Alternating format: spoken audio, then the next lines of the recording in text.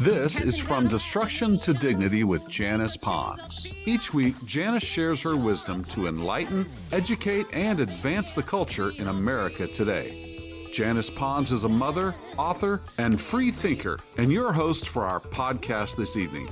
Now let's join your host, Janice Pons.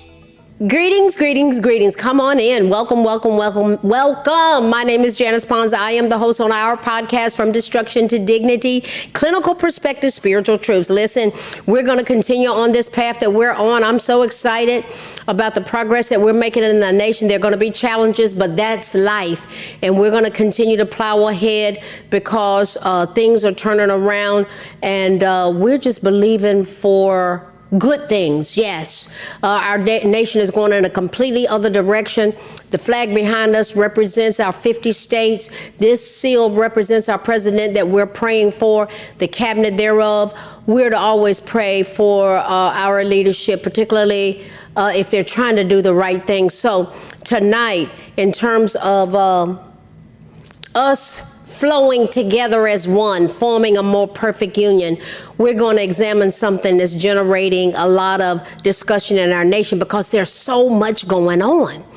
And this it brings this to mind in terms of the dynamics of things that are being presented to us. When is it enough? What do we mean by it? When is it enough? And all this ties in directly with our clinical perspective, which is the power of case management. The power of case management. So we're going to see how this all dovetails together because it's going. Case management has been forefronted in our nation at an entirely other level, and a lot of people don't even know it, but we'll get there. We're going somewhere. It's expecting us when we get there, my fellow Americans and my brothers and sisters. Remember, I want you to always come and go with me. Oh, yeah.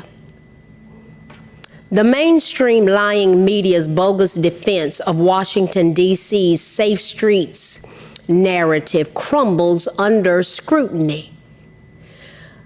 Another component has emerged as well. Corporate media ignores police unions' accusations of fudged crime stats to hide the crisis. The Democrats' media allies argued that President Donald Trump's federal takeover of Washington, D.C., it was totally unwarranted due to sharply decreasing crime rates. That's what they said. However, these reports do not provide a complete and accurate picture of the crime crisis in the area. See, they use propaganda. They lie. It's just like Joseph Goebbels, who was Hitler's minister of propaganda, feeding lies through, he used to call them people receivers. They could only listen to that. That's why I don't look at the news, because they lie. They're programming people. You get programmed. This is why you get people that are stuck. Shortly after President Trump's inauguration, he repeatedly warned Washington, D.C. leaders, including the mayor, Muriel Bowser, Democratic Mayor Bowser, that the federal government was going to intervene unless the nation's capital's cleaned up. Unfortunately, while fake news journalists and politicians go out of their way to claim otherwise, I remember when he was doing it, the reality is that our nation's capital was anything but safe. He specified what he called a liberation day. He said, I just love that man. He said, we're having a liberation day for D.C. And what happened? There was an unveiling of a plan to rescue it from bedlam and squalor. Those were his words. His decision to place the Metropolitan Police Department, the MPD, under federal control and deploy National Guard troops was apparently prompted by a mugging of a former Department of Government Efficiency employee. They beat that boy. They beat that young man. But that's the carjackings and murders and people scared to. Let me tell you, the residents up there, they love it. They love it. The Black Americans are just showing up on podcasts and doing clips on YouTube and TikTok. And they're saying, thank God for what President Trump did and the attention that he's given to our safety. They said, we want to be safe. They were just saying their kids can't even go outside. They haven't been able to go outside and play. Oh, yeah. The murder rate in Washington, D.C. today is bigger than that of Bogota, Colombia, Mexico City. Some of the places that you hear about as being the worst places on earth. Murders in 2023 reached the highest rate probably ever. The legacy media was quick to portray Bowser as the victim, the mayor of Washington. Trump is just victimizing her. Yet, during an interview with MSNBC, the mayor admitted, I hats off to her, when she admitted that D.C. needed assistance. She said this. She said, we do need the federal government's help. She listed several ways that the Trump administration could assist, including making sure that federal law enforcement is doing all of the policing that they can, while Bowser thanked several federal law enforcement agencies for their assistance. She has still maintained that Washington, D.C. is not experiencing a spike in crime. Just what she said. Now, remember these words. Has not experienced a spike in crime, but a decrease in crime. Remember that. Many legacy media reports attempted to debunk President Trump's claims about high crime rates by referring to statistics from the Metropolitan Police Department. However, they failed to mention that the D.C. Police Union has long accused the MPD, Metropolitan Police Department, of manipulation. Oh, yeah. They said, look,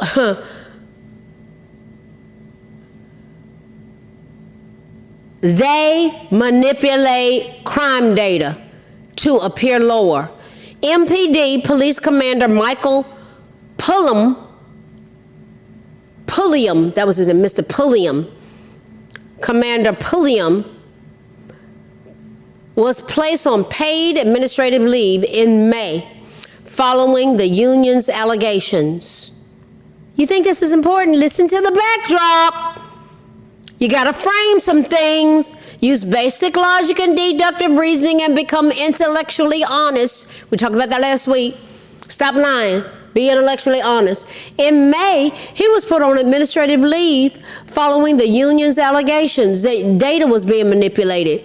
Greg Pemberton, the chairman of the D.C. Police Union, explained how the MPD was allegedly altering the data. He stated that some of the department's lieutenants and captains were instructing officers to file reports for lesser offenses instead of taking a report for a shooting or stabbing or carjacking. They would order that officer to take a report for a theft or an injured person to the hospital or felony assault, which is not the same type of classification. Pemberton told one of the TV stations he alleged that crimes that should be reported as involving a suspect armed with a dangerous weapon have instead been documented as felony assaults. He noted that felony assaults are not listed on the MPD's daily crime stats, and they are not a requirement of the FBI's Uniform Crime Reporting Program either. You think this stuff is important, guys? Do you think? Pemberton claimed that there is absolutely no way that crime in D.C. has declined as significantly as reported by the MPD. The department website indicated that violent crime has decreased by 26% compared to last year. The MPD reported a 35% decline in violent crime from 2023 to 2024. Who's in charge? Who's in charge? The liars. Yet FBI crime data indicated. Now, so you had MPD saying one thing. FBI crime data indicated that by June of 2024, reported aggravated assaults reached 375, a figure not seen since before 2020. The FBI's data reveal that homicide rates have been steadily increasing over the past decade, peaking at 33 in August of 2023. Reported robberies also reached a high of 501 in July of 2023. There was a lot going on during those COVID years. Motor vehicle thefts have significantly risen since 2015, exceeding 700 incidents for 3 consecutive months in 2023. The most recent data shows 425 reported thefts in December of 2024, which represents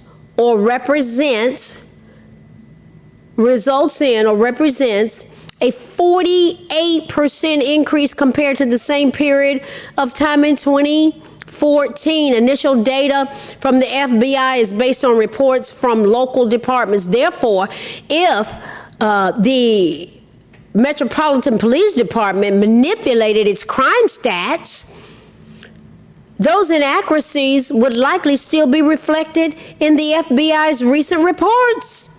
Additionally, FBI crime reports do not include data from D.C. for 2021 and 2022 because the federal agency was transitioning from its older summary reporting system to the national incident-based reporting system. You think these things are important in looking at the big picture? There's a gentleman named Timothy Narazi, a foreign correspondent for the Washington Examiner. He disputed claims that D.C. is safe. He said, I am the man on the ground in D.C. here to tell you all that any journalist claiming the crime problem is anything less than horrific is intentionally lying to you. He's down there on the ground. He said, it is omnipresent from the metro to the city outskirts.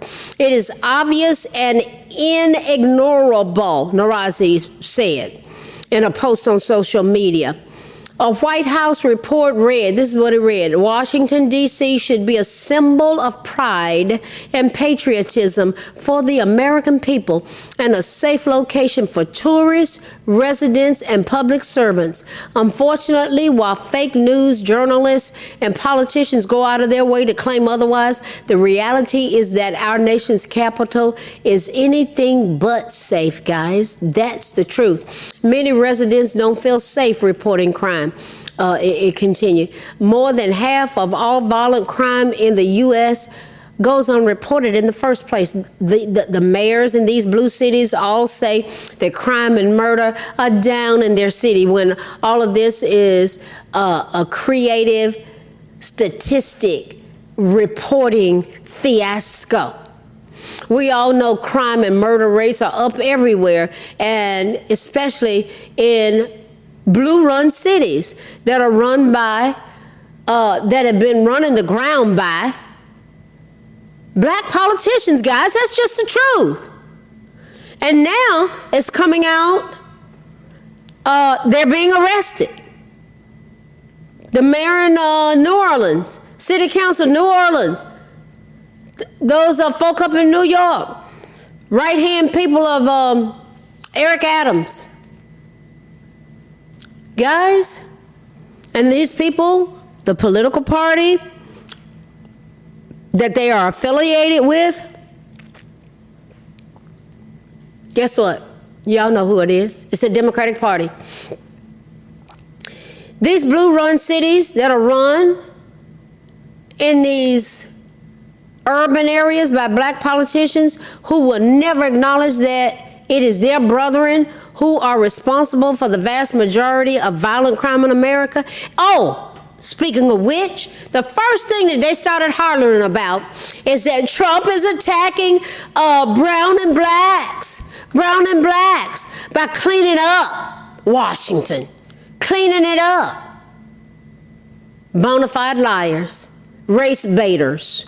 The media refuses to allow any post of the truth that blacks are responsible for violent crime out of all proportion to their percentage of the population as a whole.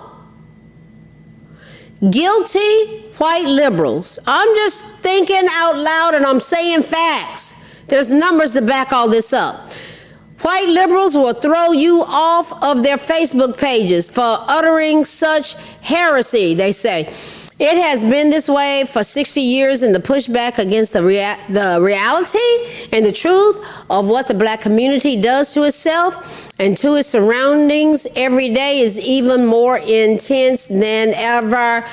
Philadelphia shootouts, Chicago shootouts, Washington, D.C. shootouts. Gang banging, gang warfare.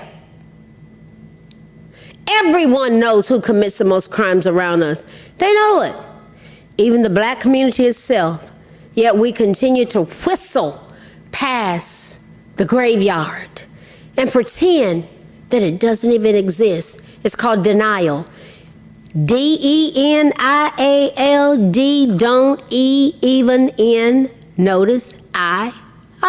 A for am, L for lion. D-E-N-I-A-L. Don't even notice I am lying.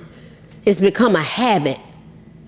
In the meantime, the carnage continues while the media, guilty white liberals, and they were the ones showing up protesting, talking about President Trump was a fascist in Washington, D.C.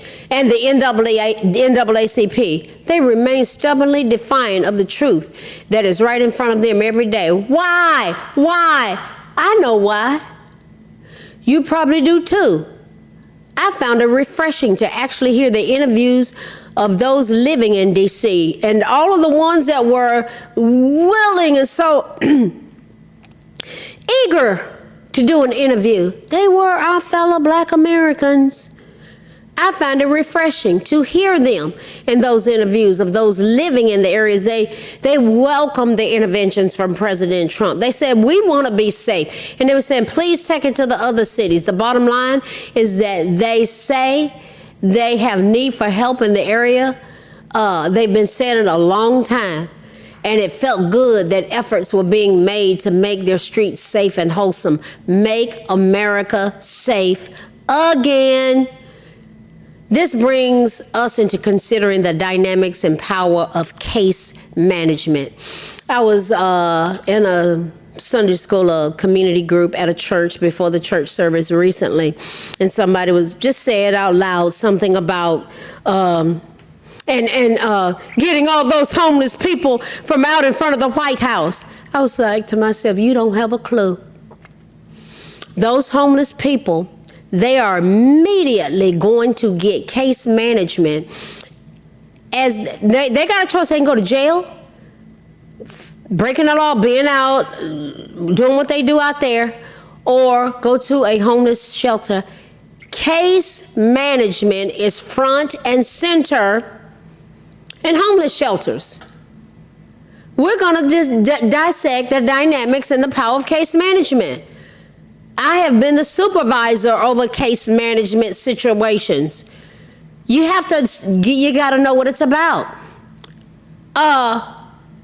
Those those people sleeping in front of the White House, a lot of them are dealing with addiction, mental health issues, and all kind of health issues. The people who are homeless, coming off the streets into homeless shelters, they will get case management services. It can literally save their lives. I've seen it over and over again, been involved in it, directed, supervised it, facilitated it. Case management, is a collaborative process. Excuse me.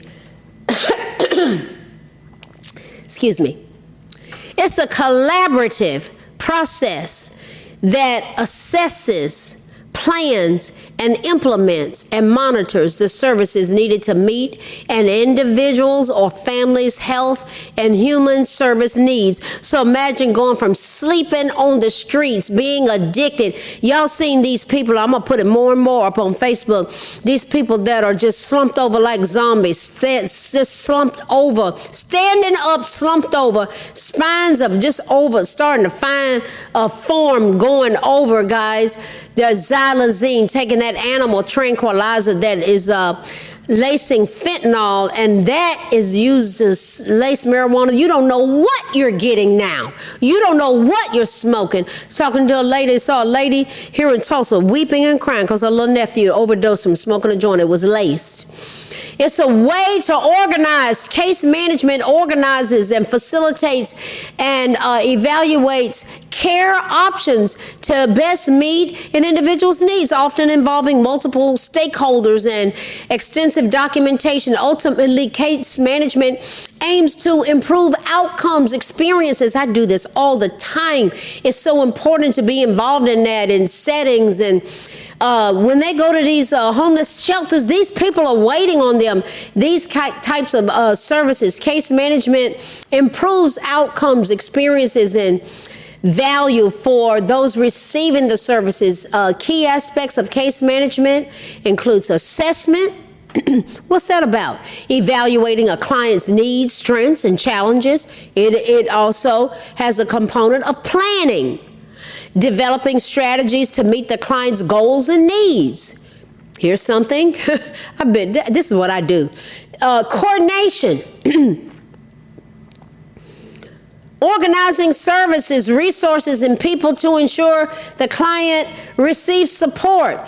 Also, monitoring, tracking the client, the person that comes into the homeless shelter, their progress in adjusting support as needed. Then there's advocacy, support. And so this is what President Trump's trying to get them.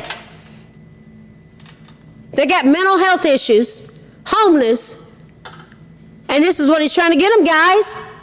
And somebody's going to look at me and tell me, hey, he's getting homeless people off the streets. Praise God.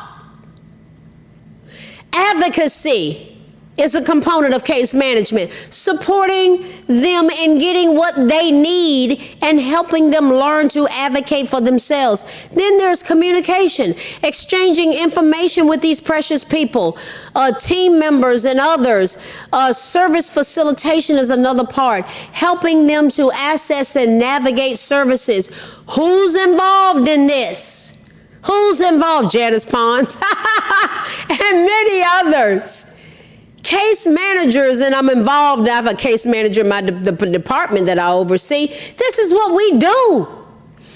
It involves case managers, professionals who guide the process, assess needs, create plans, and ensure that our precious citizens receive the necessary care. What about the client themselves? These are individuals or families receiving the services who are at the center of the process. There are other stakeholders, healthcare providers, social workers, family members, other relevant parties. Listen, guys, do you see what I'm saying here? Do you see what I'm saying? When is enough enough? President Trump said, this is enough. We're stopping this. This is the power of case management. We coordinate things. Case management helps patients to navigate healthcare systems, coordinate treatment plans, and assess resources, guys. Sometimes you just don't know what you're talking about. Look at Trump. Look at what he's doing, and then call him a fascist because he's trying to help somebody. What are the services? Case managers assist individuals and families in assessing various support services. People need help. Sometimes they don't even know where to go. Thank God he stepped up to the plate. There's education.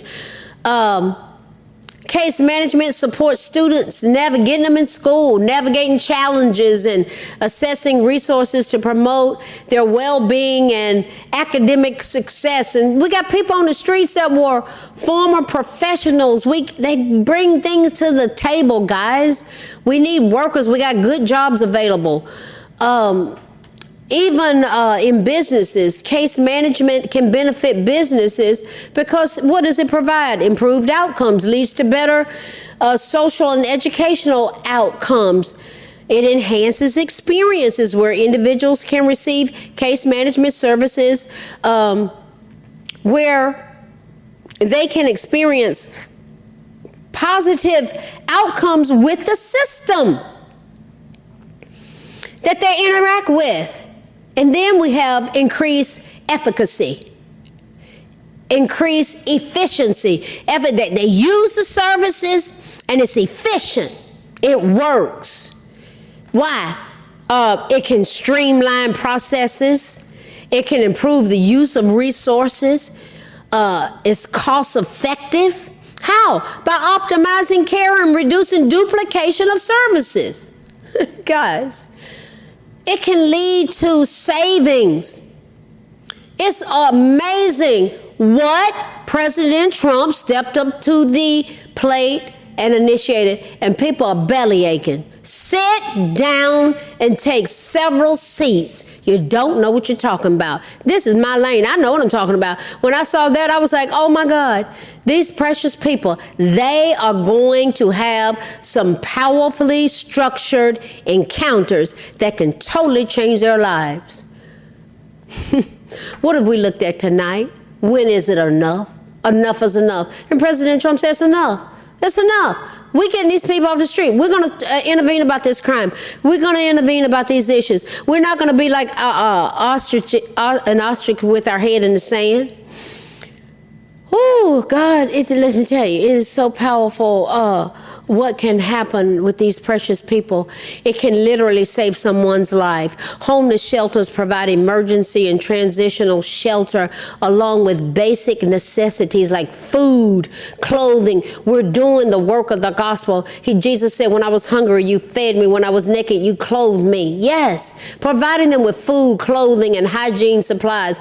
It also offers the case management that I dissected, counseling, substance abuse counseling, mental health counseling, job application assistance, linking them with critical services such as medical care, legal aid, helping individuals address the root causes of the homelessness in the first place and work towards stable housing. So, how would it affect us as a nation if we are intentional in addressing this, guys? Citizens are glad that issues are being addressed and no longer being ignored. And for President Trump putting the spotlight, putting it on these things and providing much needed intervention that can literally save lives. Listen, we're going somewhere. Oh, Lord, I love this. I love it. I love it. I love it. I love it because it's observable and it's measurable, and it helps us to form a more perfect union. That's us flowing together as one. And it's organized, it's strategic, it's purposeful, it's specified, it's observable, it's measurable. It's what Donald Trump is doing. It's what his cabinet is doing. It's how I think. I love it. I love it. because this is what changes people's lives. I've seen it. It is such a powerful blessing to be a part of it. Listen, guys, we're going somewhere. It's expecting us when we get there. Let's keep coming back. Thank you. I'm praying for you.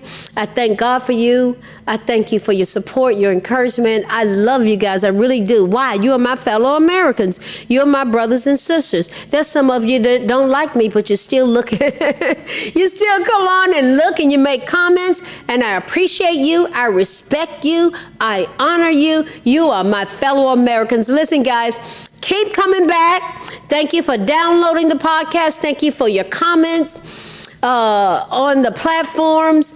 I'm going to be making some changes as I go. I'll be notifying you and informing you of that. Thank you for subscribing for exclusive content through Patreon. That's going to get really good because I got a lot to say, and the older I get, the more I have to say, the more I've got to say. Listen, God bless you guys. I will see you next week. Remember, we're going somewhere.